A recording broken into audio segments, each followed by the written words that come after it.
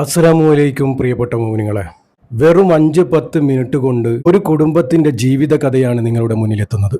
നമുക്കൊക്കെ പഠിക്കാൻ പച്ചയായ മനുഷ്യരുടെ കഥ തുറന്നിട്ടിരിക്കുകയാണ്. ഈ ഒരു കഥ മുഴുവനായി നിങ്ങൾ കേൾക്കണം. മുഴുവനായി കേട്ടാൽ ഈ കുടുംബത്തെ നിങ്ങൾക്ക് കാണാൻ പറ്റും. ഈ കുടുംബത്തിലെ ആളുകളെ നിങ്ങൾക്ക് മനസ്സിലാക്കാൻ പറ്റും. അവരുടെ വീടും പരിസരവും ഒക്കെ നമ്മുടെ മനസ്സുകൊണ്ട് കാണാൻ പറ്റും. ആ കുടുംബത്തിലെ ഒരാളായി ഞാൻ നിങ്ങളെയും ക്ഷണിക്കുകയാണ്. ഈ ഒരു കഥയിലൂടെ നിങ്ങൾക്ക് എന്തു മനസ്സിലായി എന്ന് നിങ്ങൾ താഴെ കമൻറ്റ് ചെയ്യുക. ഒരു കുടുംബത്തിലെ ജീവിത കഥ വളരെ ചുരുക്കി പെട്ടെന്ന് നിങ്ങളുടെ മുന്നിലെത്താൻ പോവുകയാണ്. കാണണം, മുഴുവനായി നിങ്ങൾ ഇത് കേൾക്കണം. നമ്മുടെ കുടുംബത്തിൽ ഇത് സംഭവിക്കാതിരിക്കാൻ, അതിനുവേണ്ടിയാണ് പടച്ചറബ് ഇതുപോലുള്ള സംഭവങ്ങൾ നമ്മുടെ മുന്നിൽ ഇട്ടിരിക്കുന്നത്. ചില ജീവിത കഥയിൽ നമുക്ക് പഠിക്കാനും ഉൾക്കൊള്ളാനും നമ്മുടെ ജീവിതത്തിൽ പകർത്താനും ഉണ്ടാകും. ഒരാൾ ജീവിച്ച ജീവിതത്തിലെ പാഠങ്ങൾ ഉണ്ടാകും. ആ ഒരു കുടുംബത്തിലേക്ക് കയറി ചെന്നാൽ ഒരു പ്രവാസിയുടെ വീട്. ഈ ഒരു ദമ്പതികൾക്ക് 2 മക്കളാണ്, ആൺകുട്ടിയും പെൺകുട്ടിയും. മാന്യമായി താമസിക്കുന്ന ഉമ്മയും 2 മക്കളും മാത്രമുള്ള ആ ഒരു കുടുംബത്തിലേക്കാണ് നമ്മൾ ഇന്ന് കയറി ചെല്ലാൻ പോകുന്നത്. ഉപ്പ പ്രവാസിയാണ്, അതുകൊണ്ട് തന്നെ കുടുംബത്തിലുണ്ടാവില്ല, അത് നമുക്കറിയാം. പ്രവാസികൾക്ക് നാടും വീടും ഒന്നും തന്നെയില്ല. അവർക്ക് ജീവിതമേ ഇല്ല. അവരുടെ ജീവനും ജീവിതവും നമ്മളാണ്. അവരുടെ പ്രിയപ്പെട്ടവരാണ്. അവർക്ക് വേണ്ടിയാണ് അവർ ജീവിക്കുന്നത്, അവർക്ക് വേണ്ടിയല്ല. ഇതും കൂടി മനസ്സിലാക്കി തരുവാനാണ് ഈ ഒരു കഥ. ഈ ഒരു കഥ നിങ്ങൾ കേട്ട് കഴിയുമ്പോഴേക്കും ഈ കുടുംബത്തിലെ ആളുകളെ നിങ്ങൾക്ക് പരിചയപ്പെടാൻ പറ്റും. ഈ കുടുംബത്തിലെ ആളുകളെ നിങ്ങൾക്ക് കാണാൻ പറ്റും. ആ വീട് പോലും നിങ്ങളുടെ മനസ്സിലുണ്ടാകും. 2 ചെറിയ മക്കൾ മാത്രമുള്ള ഉമ്മയാണ് അവിടെ താമസിക്കുന്നത്. അപ്പോൾ ആ കുടുംബത്തിൻ്റെ ഭരണാധികാരി ആ പെണ്ണായിരിക്കും അല്ലേ? എല്ലാ കാര്യങ്ങളും നോക്കുന്നത് ആ പെണ്ണാണ്. ആദ്യം ആ വീട് എങ്ങനെ ഉണ്ടായി എന്ന് പറയാം. 2 നില നല്ല സുന്ദരമായ വീടാണ്. ആ വീട് പണിതത് പണിക്കാരാണെങ്കിലും അതിൻ്റെ എല്ലാ പ്ലാനും ഈ ഒരു പെണ്ണായിരുന്നു. അവരുടെ നിർദ്ദേശപ്രകാരമായിരുന്നു ആ വീട്. പ്രവാസിയായ ആ ഭർത്താവ് ഗൾഫിൽ നിന്നും പണം അയച്ചു കൊടുക്കുന്നു എന്ന് മാത്രമേ അദ്ദേഹവും ഈ വീടുമായുള്ള ബന്ധമുള്ളൂ. ബാക്കിയൊക്കെ ചെയ്തത് ആ പെണ്ണാണ്. നല്ലൊരു സുന്ദരമായ വീട്, ഒരു വലിയൊരു ഫാമിലിക്ക് നിൽക്കാവുന്ന വീട്. ഇവർക്കുള്ളത് 2 മക്കളാണ്. അവർക്ക് ഇങ്ങനെ ഒരു വീടിന്റെ ആവശ്യമുണ്ടോ എന്ന് നിങ്ങൾ ചിന്തിച്ചാൽ മതി. ആള് പ്രവാസിയാണ്, വലിയ ഉദ്യോഗസ്ഥനെന്നല്ല, പാവപ്പെട്ടവനാണ്. അപ്പോൾ എങ്ങനെയായിരിക്കും ആ പ്രവാസി ആ വീട് പണിതിട്ടുണ്ടാകുക? ഒരുപാട് കടങ്ങളും ലോണും. അതാണ് ആ ഒരു വീട്. ആ ഒരു വീട്ടിലാണ് ഉമ്മയും മക്കളും ഏറെ സന്തോഷത്തോടെ ജീവിക്കുന്നത്. ഉരുകിക്കഴിയുന്നത് അവിടെ ആ ഒരു പ്രവാസിയാണ്. പ്രവാസിയുടെ മനസ്സിലാണ് എല്ലാം. ഒരുപാട് കാലത്തെ അധ്വാനവും സ്വപ്നവുമായിരുന്നു ആ വീട്. ഇത്രയും വലിയ വീട് വേണോ എന്ന് ഒരു പെണ്ണിനോട് ചോദിക്കേണ്ട ആവശ്യമില്ല. ചോദിച്ചാൽ തിരിച്ചിങ്ങോട്ടും മറുപടി കിട്ടും. അതുകൊണ്ട് തന്നെ അദ്ദേഹം കൂടുതലായി ഒന്നും ചോദിച്ചില്ല. ഇത്രയും വലിയൊരു വീട് നമുക്ക് വേണ്ടായിരുന്നു എന്ന് മാത്രം പറഞ്ഞിട്ടേ ഉള്ളൂ. തർക്കിക്കാനൊന്നും നിന്നില്ല. ആ മനുഷ്യൻ അറിയാമായിരുന്നു ഈ ഒരു ജീവിതം കൊണ്ട് ഈ ഒരു പ്രാരാബ്ധവും കടവും വീഴാൻ പറ്റുമോ എന്ന് ഒരു ചോദ്യചിഹ്നമായിരുന്നു ആ മനുഷ്യന്റെ മനസ്സിൽ. മക്കളുണ്ടല്ലോ എന്നുള്ളൊരു ആശ്വാസമുണ്ടായിരുന്നു. അപ്പോൾ ആ വീടിന്റെ ചരിത്രം ഇങ്ങനെയാണ്. ആ ഒരു വീട്ടിലാണ് ഇവർ താമസിക്കുന്നത്. ഇനി നേരെ നമുക്ക് കഥയിലേക്ക് ചെന്നാൽ, ഒരു ദിവസം രാവിലെ ആ വീട്ടിൽ ഒരാൾക്കൂട്ടം, മാന്യമായി ജീവിക്കുന്ന ഉമ്മയും മക്കളും മാത്രം താമസിക്കുന്ന ആ ഒരു വീട്ടിൽ ആൾക്കൂട്ടവും ബഹളവും. ചെന്ന് നോക്കി അന്വേഷിച്ചപ്പോൾ ബാങ്കുകാരായിരുന്നു. ബാങ്കുകാർ വന്നിരിക്കുന്നത് ജപ്തി നോട്ടീസുമായിട്ടാണ്. ലോണിന്റെ അടവ് തെറ്റി പലിശമൽ പലിശ. ഇനി എന്തെങ്കിലും ചെയ്യണമെങ്കിൽ ആ വീട് വിൽക്കണം. ആ വീട് വിറ്റാലേ ലോൺ അടച്ച് ബാക്കി ഇവർക്ക് എന്തെങ്കിലും ഉണ്ടാകുമോ എന്ന് പോലും സംശയമാണ്. ആ മനുഷ്യൻ ഇത്രകാലം ജീവിച്ച് അധ്വാനിച്ച പൈസ മുഴുവനും ആ പെൺപിള്ളക്കായിരുന്നു അയച്ചു കൊടുത്തത്. കടം വീടാനുള്ള ഒരുപാട് സാധ്യതകൾ ഉണ്ടായിട്ടും ആ വീട്ടിൽ അവർ അടിച്ചു പൊളിച്ച് ജീവിച്ചു, 2 മക്കളും ഉമ്മയും. ജീവിതം ആ ഒരു പ്രവാസിയെ മറന്നു അവർ ജീവിച്ചു. ആ പ്രവാസി ഓരോ പോക്കിനും 5 വർഷമാണ് അവിടെ തങ്ങുന്നത്. ജീവിതത്തിലെ മുക്കാഭാഗം അവിടെയായിരുന്നു.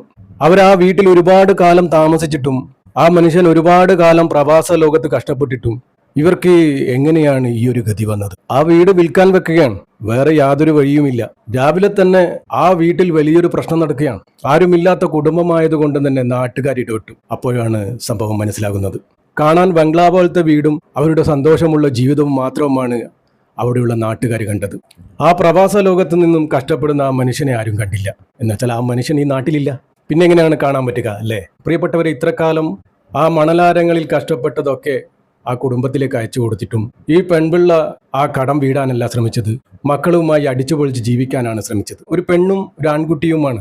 ആ ചെറുക്കന് 21 വയസ്സായിട്ടും ചെറുക്കനെ ഒരു ജോലിക്കും വിടാതെ ചെറുക്കന്റെ താളത്തിനനുസരിച്ച് ഈ ഉമ്മ ജീവിച്ചു. ഉപ്പ അവിടെ മണലാരങ്ങളിൽ കഷ്ടപ്പെടുന്നു. ആ കഷ്ടപ്പെടുന്ന മനുഷ്യനെ ഒന്ന് സഹായിക്കാൻ ഈ ഒരു 21 വയസ്സുകാരനായ ചെക്കന് ബുദ്ധി ഉദിച്ചില്ലേ? 21 വയസ്സായിട്ടും ഉപ്പയുടെ തണലിൽ കഴിയുകയാണ്. ചെക്കൻ ഈ ലോകത്തൊന്നല്ല. ഇന്നത്തെ മക്കളെ നമുക്കറിയാലോ, മൊബൈലും ഗെയിമുമായി ഇങ്ങനെ കളിച്ചു നടക്കുക, ഈ ലോകവുമായി യാതൊരു ബന്ധവുമില്ലാതെ. ഇന്നത്തെ മക്കളെ കുറിച്ചാണ് നമ്മൾ ചിന്തിക്കണം. നമ്മുടെ മക്കളെ കുറിച്ച് മക്കളുടെ താളത്തിനനുസരിച്ച് ഉമ്മ തുള്ളി കൊടുക്കുക. പണമുണ്ടല്ലോ, അവിടുന്ന് വരുന്നതാണല്ലോ, നമ്മളൊന്നും കാണുന്നില്ലല്ലോ. ദൂർത്തടിച്ച ജീവിതമായിരുന്നു. എന്നാൽ ആ പാവം കഷ്ടപ്പെടുന്നതായിട്ടും ആ ഉമ്മക്ക് ആ മകനോട് പറയാൻ കഴിഞ്ഞോ, എടാ നിന്റെ ഉപ്പ അവിടെ കഷ്ടപ്പെടുകയാണ്, ആ മനുഷ്യൻ ഇവിടെ വന്ന് നമ്മുടെ കൂടെ ജീവിക്കട്ടെ, നീ ആ മനുഷ്യനെ ഒന്ന് സഹായിക്കാൻ എന്തെങ്കിലും ജോലിക്ക് പോടാ എന്ന് ആ ഉമ്മക്ക് പറയാൻ തോന്നിയിട്ടില്ല ഇത്ര നാളായിട്ടും. അവരൊക്കെ ഏതോ ഒരു ലോകത്തിലായിരുന്നു. ഞാൻ പറഞ്ഞില്ലേ, പെണ്ണിന്റെ ഭരണമല്ലേ, പെണ്ണിനൊന്നും മനസ്സിലാവില്ല. അറിയുന്ന പെണ്ണുങ്ങളുമുണ്ട്, മനസ്സിലാക്കുന്ന പെണ്ണുങ്ങളുമുണ്ട്. എന്നാലും ചില പെണ്ണിന്റെ കഥയാണിത്. ഈ ഒരു കുടുംബത്തിന്റെ വിചാരം ജീവിതകാലം മുഴുവൻ ആ മനുഷ്യൻ ഇവർക്ക് കൂട്ടായിട്ടുണ്ടാകും എന്നായിരുന്നു. ബാങ്കിന്റെ അടവൊക്കെ തെറ്റി. എങ്ങനെയാ തെറ്റിയത്? അവർ ഇപ്പോഴുള്ളത് ഒരു ഗതിയുമില്ലാതെയാണ്. പെട്ടെന്ന് ആരോരും ഇല്ലാതായി പോവുകയാണ്. 5 പൈസ ഇല്ലാതായി പോവുകയാണ്. ആ മനുഷ്യനെ മാത്രം പ്രതീക്ഷിച്ച് ഒന്നും നോക്കാതെ അവർ ജീവിച്ചു. ആ പ്രവാസിയായ മനുഷ്യൻ പ്രവാസ ലോകത്ത് നിന്ന് തന്നെ മരണപ്പെട്ടുപോയി. പണം കായ്ക്കുന്ന മരമായിരുന്നു, പെട്ടെന്ന് ഉണങ്ങിപ്പോയി, പെട്ടെന്ന് ശൂന്യമായി പോവുകയാണ്. പടച്ചിറബ്ബ് ആ കുടുംബത്തെ കൊണ്ട് അനുഭവിപ്പിക്കുകയാണ്. ആ മനുഷ്യൻ മരണപ്പെട്ടതോടുകൂടി ബാങ്കിന്റെ അടവൊക്കെ തെറ്റി. സമ്പാദ്യമായിട്ടൊന്നുമില്ല, ഒന്നും കരുതി വച്ചിട്ടുമില്ല. ആ മനുഷ്യന് കിട്ടുന്നതൊക്കെ നാട്ടിലേക്ക് അയച്ചു കൊടുത്തു. ഇവരടിച്ചു പൊളിച്ച് ജീവിച്ചു. നമ്മൾ അവിടെ കണ്ട ആ പ്രശ്നം, അതൊരു വലിയൊരു പ്രശ്നമായിരുന്നു. ഒരു കുടുംബത്തിന്റെ കണ്ണീരാണ് അവിടെയുള്ളത്. ആ പ്രവാസി മരിച്ച് മലർത്തി കിടത്തിയപ്പോൾ അവരൊരിക്കലും പ്രതീക്ഷിച്ചിരുന്നില്ല ഈ ഒരു പണം കായ്ക്കുന്ന മരം പെട്ടെന്ന് ഉണങ്ങിപ്പോകുമെന്ന്. ഉപ്പ അവിടുന്ന് കഷ്ടപ്പെട്ടിട്ടും ആ മകനെ ഒരു നിലയ്ക്കാക്കാൻ ആ ഉമ്മക്ക് കഴിഞ്ഞില്ല. പ്രവാസിയെന്നും പ്രവാസ ലോകത്ത് മാത്രമായിരുന്നു ജീവിച്ചത്. മുഴുവൻ ഇവരായിരുന്നു. ഒരു പെണ്ണുണ്ട് എന്നുള്ള കാര്യം പോലും അവർ ഓർത്തില്ല.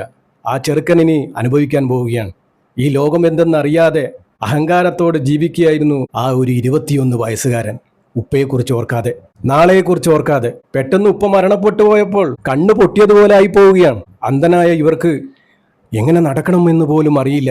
2 മക്കളെയും കൊണ്ട് പെട്ടെന്ന് പെരുവയിലായി പോവുകയാണ്. ആ വീട് ജപ്തിക്ക് വെക്കാനുള്ള നോട്ടീസുമായിട്ടാണ് ബാങ്കുകാർ ആ വീട്ടിലെത്തിയത്.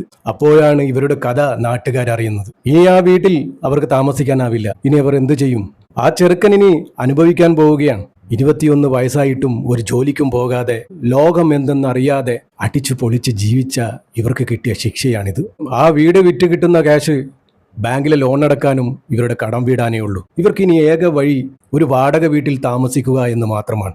ഉപ്പ പെട്ടെന്ന് മരണപ്പെട്ടപ്പോൾ നെഞ്ചത്തടിച്ച് കരയുകയായിരുന്നു. ജീവിതകാലം മുഴുവൻ അദ്ദേഹം ഇവരുടെ കൂടെ തന്നെ ഉണ്ടാകുമെന്ന് അവർ കരുതിപ്പോയി.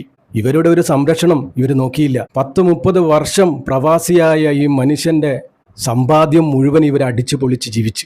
നാളത്തെ ജീവിതത്തിനുള്ളത് കരുതി വെച്ചിട്ടുമില്ല, നോക്കി വെച്ചിട്ടുമില്ല. ചെക്കൻ പെട്ടെന്ന് നെട്ടം തിരിഞ്ഞു പോവുകയാണ്. ആരുമില്ലാതായി പോവുകയാണ് പെട്ടെന്ന്. ഇനി ഞാൻ എന്ത് ചെയ്യും? ഉമ്മയോട് ചോദിക്കുകയാണ്, ഇനി ഞാൻ എന്ത് ചെയ്യും? നീ ജോലിക്ക് പോണം, ഞാൻ എന്ത് ജോലി ചെയ്യും? ഒരു ജോലിക്കും പോകാതെ ആ ചെറുക്കന് സപ്പോർട്ടും ചെയ്ത് നിൽക്കുമ്പോൾ ഓർക്കണമായിരുന്നു, ആ ഉപ്പ ഉള്ള കാലത്ത് തന്നെ എവിടെയെങ്കിലും ജോലിക്ക് വിടണമായിരുന്നു. ഉപ്പക്ക് ഒറ്റൊരാഗ്രഹമായിരുന്നു, മകനെ ഒരു പ്രവാസിയാക്കാൻ അദ്ദേഹത്തിന് ഇഷ്ടമല്ല. ഒരു പ്രവാസിയായ മനുഷ്യനെ അതിൻ്റെ ഒരു വേദനയും പ്രയാസവും മനസ്സിലാവും. അതുകൊണ്ട് തന്നെ ആ മനുഷ്യന്റെ മകനെ ഒരിക്കലും പ്രവാസിയാക്കില്ല എന്നൊരു ദൃഢനിശ്ചയം എടുത്തിരുന്നു. അതുകൊണ്ട് തന്നെ മകനെ പ്രവാസ ലോകത്തേക്ക് കയറ്റിയില്ല. അവിടെ എന്തെങ്കിലും ജോലി ചെയ്തോളാനാണ് ആ ഉപ്പ പറഞ്ഞിരുന്നത്. അവിടെയും ആ മനുഷ്യൻ ജയിച്ചിരുന്നു. താൻ അനുഭവിച്ചതുപോലെ തൻ്റെ മകൻ അനുഭവിക്കരുത് എന്നായിരുന്നു ആ മനുഷ്യന്റെ മനസ്സിൽ. ഇനി എങ്ങു പോകും എന്നറിയാതെ ആ കുടുംബം നെട്ടം തിരിയുകയാണ്. രാവിലെ തന്നെ ആ വീട്ടിൽ നടന്ന സംഭവമാണ് നിങ്ങളുടെ മുന്നിലെത്തിച്ചത്. ആ ഒരു പ്രശ്നത്തോടു കൂടിയാണ് ആ ഒരു കുടുംബത്തിൽ നടന്ന സംഭവം ആളുകൾ അറിയുന്നത്. അതുവരെ ആർക്കും ഇവരുടെ കുടുംബകഥ അറിയില്ലായിരുന്നു. ആ മനുഷ്യൻ മരണപ്പെട്ടതൊക്കെ ആ നാട്ടുകാർക്കൊക്കെ അറിയാം. പക്ഷെ അവരെങ്ങനെ ജീവിക്കുന്നു എന്ന് ആരും ശ്രദ്ധിച്ചില്ല. എന്താച്ചാൽ നല്ലൊരു വീട്, നല്ല മാന്യമായി ജീവിക്കുന്നു. കുറെ കാലത്തെ പ്രവാസിയായിരുന്നു ആ മനുഷ്യൻ അവർക്ക് വേണ്ടി എന്തെങ്കിലും സമ്പാദിച്ചിട്ടുണ്ടാകുമെന്നായിരുന്നു അവിടെയുള്ള ആളുകളുടെയൊക്കെ വിചാരം. ഇവിടെ ഈ കുടുംബത്തിൽ ഇങ്ങനെ ഒരു പ്രശ്നം വന്നപ്പോഴാണ് അവരുടെ കഥ നാട് മുഴുവൻ പാട്ടായത്. ഇനി എന്ത് ചെയ്യുമെന്നുള്ള ചോദ്യചിഹ്നമായിരുന്നു ആ ഒരു കുടുംബത്തിൽ. ആകെ ബഹളമായിരുന്നു. എട്ടും പൊട്ടും പോട്ടനെ പോലുള്ള ആ മോനെയും കൊണ്ട് ഉമ്മ എവിടെ പോകാനാണ്? ഒന്നും പഠിപ്പിച്ചില്ല. ഒന്നും പഠിപ്പിക്കാൻ ആ ഉമ്മക്ക് നേരം കിട്ടിയില്ല. എന്തൊക്കെയോ മനക്കോട്ടകളായിരുന്നു. മക്കൾക്ക് വേണ്ടി ഇങ്ങനെ സപ്പോർട്ട് ചെയ്യുമ്പോൾ എല്ലാവരും ഇതൊന്ന് ശ്രദ്ധിച്ചോ. ഒന്നാമത് പ്രവാസികളുടെ കുടുംബം. വർഷങ്ങൾ കഴിഞ്ഞ് ഒരു അതിഥിയെ പോലെ കുടുംബത്തിൽ വരുന്ന പ്രവാസി എന്നും അതിഥി തന്നെയാണ് അവർക്ക്. അവരെ മനസ്സിലാക്കിപ്പിക്കേണ്ടതും അവരെ പഠിപ്പിക്കേണ്ടതും ഒക്കെ ഉമ്മമാരാണ്. ആ കുടുംബം ഇപ്പോൾ എന്ത് ചെയ്യണമെന്നറിയാതെ നെട്ടോട്ടത്തിലാണ്. പെട്ടെന്ന് ഒരു നിമിഷം കൊണ്ട് പാപ്പറായി പോവുകയാണ്. ആ കുടുംബത്തെ നിങ്ങൾക്ക് മനസ്സിൽ കാണാൻ പറ്റുന്നുണ്ടോ? പറ്റണം. ആ ചെറുക്കനെയും ആ മകളെയും ആ ഉമ്മയെയും അവരിപ്പോൾ ഏത് അവസ്ഥയിലാണ് ഉണ്ടാവുക? ഒരു വഴിയും പരഗതിയും ഇല്ലാതെ വല്ലാത്തൊരവസ്ഥയിൽ അല്ലേ? ആ ചെറുക്കന് ആ കുടുംബത്തെ നോക്കാൻ പറ്റുമോ? പറ്റുമായിരിക്കാം. അവർക്ക് ശരിക്കും പറഞ്ഞാൽ സുഖസുന്ദരമായി ജീവിക്കാം. ആ ഒരു പ്രവാസിയുടെ അധ്വാനത്തെക്കുറിച്ച് ഇവർ ഓർത്തില്ല. ആ മനുഷ്യൻ കഷ്ടപ്പെടുന്ന പൈസയുടെ വില ഇവർ മനസ്സിലാക്കിയില്ല. തോന്നിയ പോലെ ജീവിച്ചു. ശരിക്കും ഇവർക്ക് സുന്ദരമായി ജീവിക്കാം. ആ കടമൊക്കെ വീടി ഒരു മോളുള്ള കാര്യം പോലും അവർ ഓർത്തില്ല. എന്നുവെച്ചാൽ ഈ ഒരു മനുഷ്യൻ എന്നും ഇവരുടെ കൂടെയുണ്ടാകുമെന്ന് ഇവർ കരുതി. മരിക്കുവോളം ആ കടം വീടി സുഖസുന്ദരമായി ഇവർക്ക് ജീവിക്കാമായിരുന്നു. പക്ഷെ അവരുടെ ചിന്തയിൽ അത് വന്നില്ല. കിട്ടുന്ന സമയം അടിച്ചു പൊളിച്ച് ജീവിക്കാം, അത് തന്നെ. അതുമാത്രമല്ല, പെണ്ണിന്റെ നിയന്ത്രണത്തിലായിരുന്നു എല്ലാം. ആ വീട് പണിതതും അവരുടെ ജീവിതത്തിന്റെ ശൈലിയും ഒക്കെ പെണ്ണിന്റെ നിയന്ത്രണത്തിലായിരുന്നു. ശരിക്കും പറഞ്ഞാൽ അവർക്ക് ഇത്രയും വലിയൊരു വീട് വേണ്ടായിരുന്നു. ഇവർക്ക് കണക്കായ ഒരു ചെറിയ വീടാണെങ്കിൽ ഇവർക്ക് ജീവിതകാലം മുഴുവൻ ജീവിക്കാനുള്ള വക ആ മനുഷ്യൻ അവിടെ ഉണ്ടാക്കിയിരുന്നു. ഒക്കെ നശിപ്പിച്ചത് അവരുടെ ആ ഒരു വലിയൊരു ജീവിതം തന്നെയായിരുന്നു. നമ്മൾ നമ്മളായി ജീവിച്ചില്ല, നമ്മൾ ആരോ ആയി ജീവിച്ചു. മറ്റുള്ളവരെ കണ്ട് അനുകരിച്ച് അവരായി ജീവിച്ചു. ഇങ്ങനെയൊന്നും സംഭവിക്കില്ല. നമ്മൾ നമ്മളായി ജീവിക്കുക, നമ്മുടെ മക്കളെ നമ്മുടെ മക്കളായി വളർത്തുക. എന്നാലേ അവർ നമ്മുടെ മക്കളാകൂ, ജീവിതം നമ്മുടെ ജീവിതമാകൂ. അല്ലെങ്കിൽ വേറെ ആരെങ്കിലും അനുകരിച്ചുള്ള ജീവിതം വേറെ ആരുടെയെങ്കിലും ജീവിതമായിരിക്കും. അത് നമ്മുടെ ജീവിതമല്ല. ആ മക്കൾ നമ്മുടെ മക്കളുമല്ല. നമ്മൾ ആരുടെയെങ്കിലും ജീവിതം അനുകരിക്കാൻ നിന്നുവോ, അവിടെ തീർന്നു നമ്മുടെ കുടുംബജീവിതം. അവിടെ തീർന്നു നമ്മൾ. പിന്നെ നമ്മളല്ല, മറ്റാരോ ആണ്. ആ ഉമ്മയുടെയും മക്കളുടെയും മനസ്സിൽ ഇപ്പോൾ എന്തായിരിക്കും? വല്ലാത്തൊരു ആദിയായിരിക്കും, വല്ലാത്തൊരു പേടിയായിരിക്കും. ഇനി എന്ത് ചെയ്യണമെന്നറിയാതെ ഒരു കണ്ണുപൊട്ടനെ പോലെ പെട്ടെന്നായി പോവുകയാണ്. കണ്ണുള്ളപ്പോൾ തന്നെ നമ്മൾ എല്ലാം കണ്ടുവെക്കണം പ്രിയപ്പെട്ടവരെ. എന്നാലേ കണ്ണില്ലാതായാൽ തപ്പിത്തടഞ്ഞെങ്കിലും നമുക്ക് നടക്കാൻ സാധിക്കുള്ളൂ. ഈ ഒരു പാഠമാണ് ഞാൻ നിങ്ങളുടെ മുന്നിലെത്തിച്ചത്. ഒന്നുമില്ലാതെ ദയനീയാവസ്ഥയിൽ നിൽക്കുന്ന ആ ഒരു കുടുംബത്തിന്റെ വേദനയിലാണ് ഞാൻ നിങ്ങളെ കൊണ്ടുപോയത്. ഇൻഷാ അല്ലാഹ് എല്ലാവർക്കും നല്ലൊരു ജീവിതം നൽകുമാറാകട്ടെ എന്ന് പ്രാർത്ഥിച്ചുകൊണ്ട് നിർത്തുന്നു. അസ്സലാമു അലൈക്കും വറഹ്മത്തുള്ളാഹി.